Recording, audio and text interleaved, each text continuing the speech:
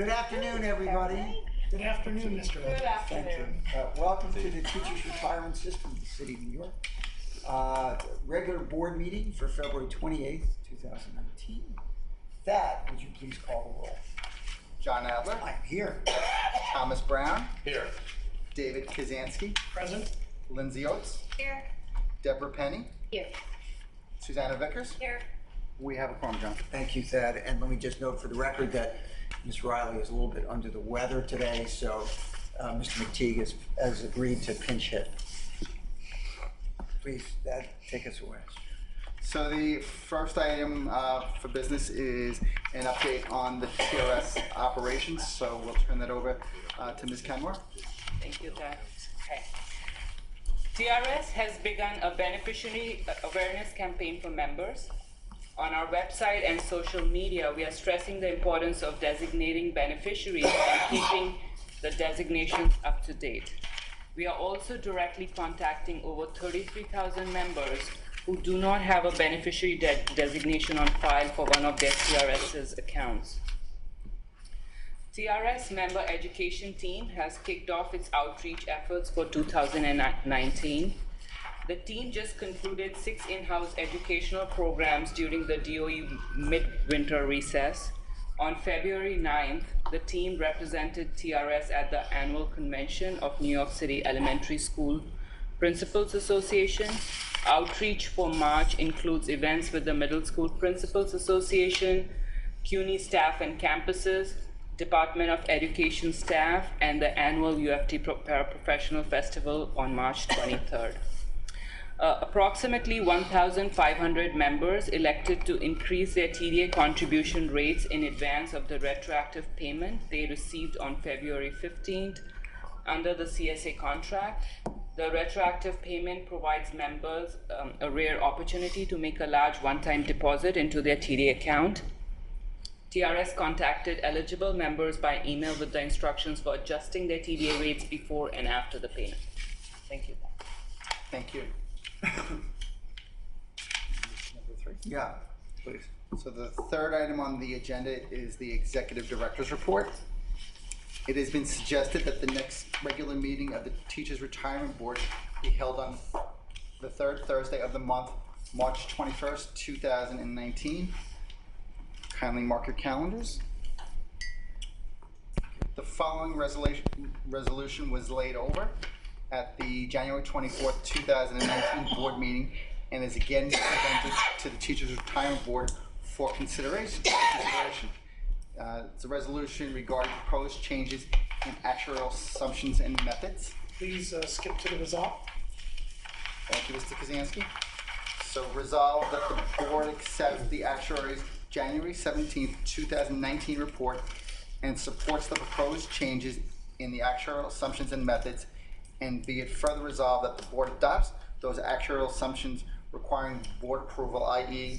the demographic and economic assumptions presented as Appendix B of the January 17, 2019 report, and be it further resolved that the board requests that the Corporation Council develop, with review and assistance of the actuary, and that the New York State Legislature and Governor enact legislation to continue components of the actuary's proposed changes in actuarial assumptions and methods that require legislation, e.g. actuarial interest rate.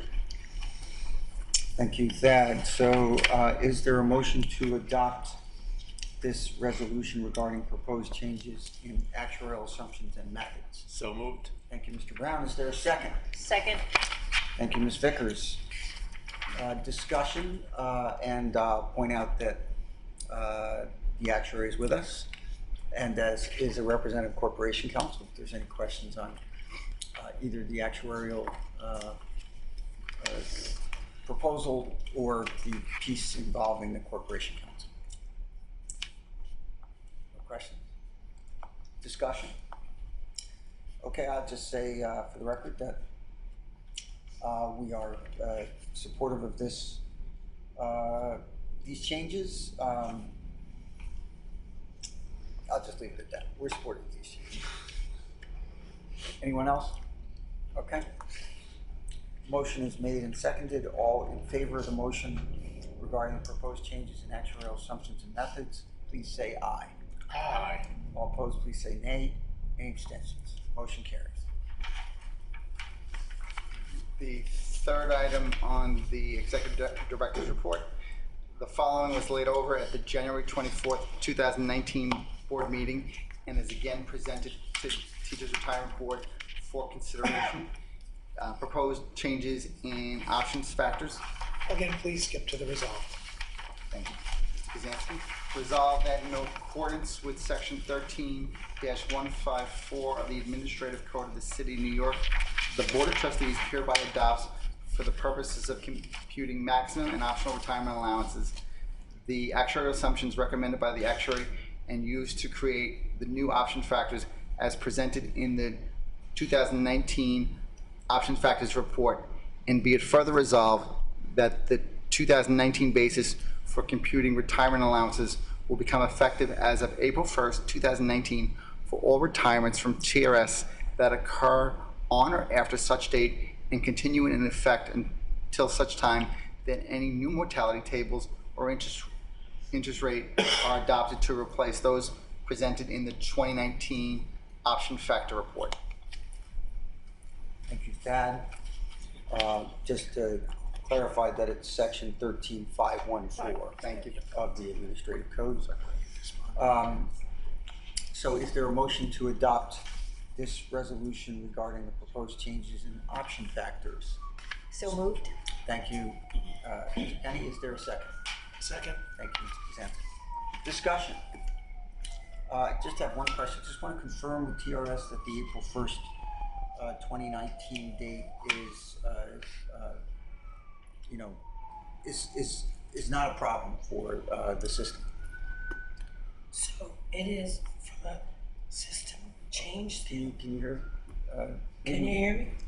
Okay. So from a system change standpoint, it's going to take us quite a few months to be able to make the changes that are necessary. It's so we'll just be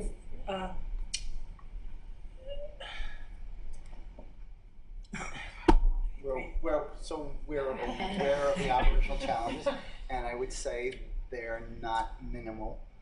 And in order to service our members, we are looking at a number of ways in order to do that so that the service they anticipate is not interrupted. That may include finalizing them to an extent that they would have had these changes not been made, and then revisiting those situations once we have the capacity to correctly calculate everything based on these new option factors. Well, can I just ask a question about that? So let's say a member goes to retire, on June 25th.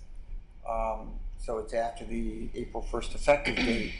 And, at that point, they have to choose, right? Whether to, they have to choose which option they're going to take. And that choice is based on the calculation of the numbers that they're provided. Presumably at that point, the numbers that they're provided will not be based on the new option factors, because that won't be in effect yet. And if you want to make it cleaner, we could say, okay, they go to retire on April 1st. So the new option factors, you don't have the capacity to calculate them yet. So then at some later date, so let's say they choose, option X. And then at some later date, you say, well, actually the options have changed, and these are the options based on, or these are your options for the options, because these employees can either choose the old option factors or the new option factors, right? The ones that are working now but choose to retire on or after April 1st. They're actually going to get the better of whatever the option factors are. Right. But can I ask a question about that? Again, it's a question to which I don't know the answer. Part of what they're choosing is whether to take, a reduced pension like a joint survivor, or the full unreduced, or joint plus 10, or whatever the different options are. You guys know that well, and I don't. And might that choice not be affected by what the option factors are? And if it is, can they change that choice later on? No. Tom is shaking his head no. I mean, in our experience, and we'll speak to, I guess, UFT members. UFT members are generally picking a choice for an option that is going to provide some sort of benefit for their beneficiary, whether it's their spouse or whoever it is that they have. And the option factor is not paramount in their mind. What is paramount in their mind is what percentage of my total salary is my spouse or whoever my beneficiary is going to be. So the option factor will, obviously show them how much a reduction that they're going to see, but if anything, the reduction is going to be a lesser reduction with these new factors. So I don't think it necessarily will impact Impact the decision that they piece. make about the Yeah, choice. if anything, they'll get a nice surprise, when the option factor increases. It'll just be less their expensive take for on- them to take. Yeah. And most Right. members are choosing an option to protect their pension for 2 lifetimes based on need and not necessarily what the cost of that would be. Okay. And it's also a very ballpark figure that we give them when they come for a consultation, so they're not really looking at, at the number to the cents, they're just looking, again, as David and Tom said, just how well they have to provide for someone else. The system is giving them a ballpark figure? No, they come to the No, UFT for the that. UFT. But don't they also meet with the system to find out what they're gonna No. get? I mean, No. if they're a non-UFT member, they come to meet with the UFT? They You don't. can get a benefit estimate from the teacher's retirement. Yeah, that's what I thought. Oh, it's just, no. It's not really a ballpark, it's based on the calculation. Right. But Okay, so I just want to confirm that nobody here who's in a position to know, which I am not, believes that not being able to implement the option factor on the day that it becomes effective is going to be a problem in any situation for any member. Just to say, from an operational standpoint, that time would have been great, but we will work with folks to make sure that the members are not impacted negatively. and that they have some understanding that it will could change. change for the better. Once don't And they will ultimately get the best of. Right, and from a timing standpoint, I think you're just trying to confirm that no one's going to be disadvantaged. Right. Because of the timing. Right. And then Accommodate they will everybody. not. Right, I'm mostly thinking about irrevocable decisions that are made based on incomplete or not up-to-date information. And I, don't really want members to make But the time irrevocable they need is decisions to based on- calculate the cost of those decisions, which are irrevocable anyway. You make a decision at your date of retirement, whether to protect your pension for your lifetime or 2 lifetimes. I understand. So it's not a question of whether they're choosing the option or not, it's just the cost of that option, which they need time to calculate. But there's more than one way to protect the pension for 2 lifetimes, right? Because you can do, right? There's different things based on how long people think they're going to live and what other income they have and all that, right? Right. Most people will make that decision prior to coming here to submit their paperwork. Okay. They'll know that they want their beneficiary to receive half of whatever their pension is Right. going to be, or a quarter, or 3/4, or whatever. And from our understanding in listening to the actuaries' comments and reading the reports, while there will be a difference in how much the pension is reduced or not reduced, it's not material enough, we believe, to make a difference Okay. in anyone's actual decision-making process. Yeah. And, Yes, and Valerie? then implementing by the April 1st date and which we will effectively do with rerunning these to give them the best of, is better than waiting a longer Okay. period of time. Okay, anyone else have any comment to make on this? Okay, so we have a motion on the floor to approve the changes in the option factors. Right, and that change will take place effective April 1st, 2019. All in favor of the motion, please say aye. Aye. All opposed, please say nay. Any abstentions? Motion carries. Thank you. Item number 4, attendance at a conference. The following resolution is presented for consideration and possible adoption. Resolved that the trustees of the Teachers Retirement Board hereby approve the attendance and participation of the executive director and or her designees and any invited trustee to the Mayor's Office of Pension Investment Conference on Fiduciary Duty and Collaboration Conference on March 26, 2019. Okay. Is there a motion to approve So moved. attendance at this conference? Thank you, Mr. Brown. Is there a second? Second. Thank you, Ms. Vickers. Does that mean you'll be attending though? Just to I think I'm on vacation. Not at the conference. Well, it looks like Doris is coming. Okay, motion has been made and seconded. Any further discussion? All in favor of the motion to approve attendance at this conference, please say aye. Aye. All opposed, please say nay. Any abstentions? Okay, motion carries. Excellent. Item number 5, resolution regarding an attendance at a conference. The following resolution is presented for consideration and possible adoption. Resolved that the trustees of the Teachers Retirement Board hereby approve the attendance and participation of the executive director and or her designees and any interested trustee at the National Conference on Public Employee Retirement Systems and CEPR's 2019 Annual Conference and Exhibition from May 18th through the 22nd, 2019. Is there a motion to approve this resolution for attendance at this conference? So moved. Thank you, Ms. Vickers. Is there a second? Second. Thank you, Ms. Brennan. Any discussion? All in favor, excuse me, of the motion to approve attendance at the NC PERS ACE from May 18th to May 22nd, please say aye. Aye. All opposed, please say nay. Any abstentions? Motion carries. Okay, that concludes the executive director's report. That's it. So I think the next item is the calendar. So the first item is the matter and approval of minutes for December 17th, 2018 SIM meeting, the January 3rd, 2019 TRS Investment Meeting minutes, and the January 24th, 2019 TRS Board Meeting minutes.